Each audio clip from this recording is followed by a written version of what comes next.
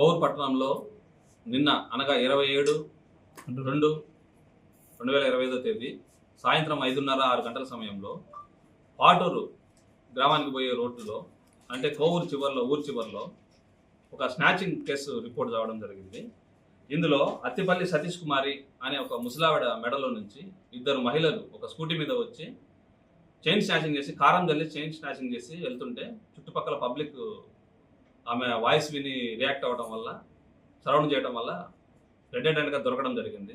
తర్వాత పోలీసు వారికి అప్పగించడం వల్ల పోలీసు వారి విచారణలో తెలిసిన విషయాలు ఏంటంటే అందులో ఒక వనిత పేరు తానికొండ వాసుకి అని ఒక ఆమె పేరు, ఇంకొక ఆమె పేరు దార్ల జీవిత.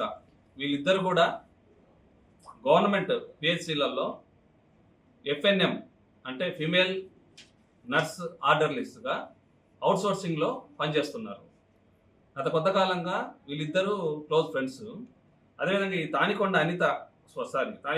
తానికొండ వాసుకి అనే ఆమె ఈ ఫోన్లో ఆన్లైన్ బెట్టింగ్లు ఆడటం వల్ల గతంలో నుంచి కొంత బెనిఫిట్ పొందడం, తర్వాత దాంట్లో లాస్ అవడం జరిగింది. అలా దాదాపు 30 లక్షల దానికి లాస్ అవడం వల్ల ఆ లాస్ను భర్తీ చేసుకోవడం కోసం వేరే చెడు మార్గాలు ఎంచుకునడం జరిగింది.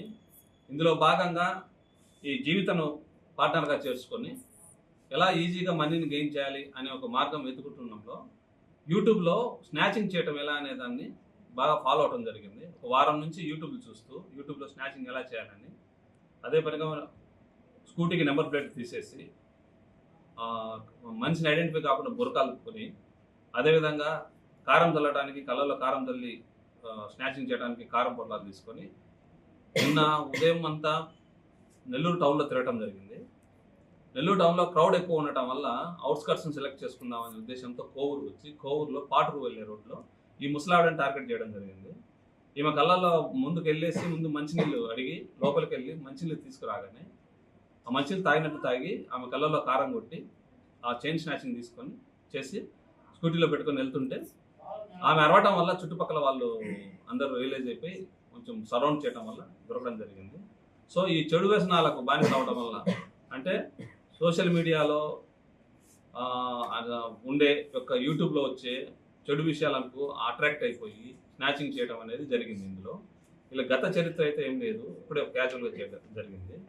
అదేవిధంగా ఈ సోషల్ మీడియాను చెడుకు మంచికి రెండుకి ఉపయోగించుకుంటున్నారు.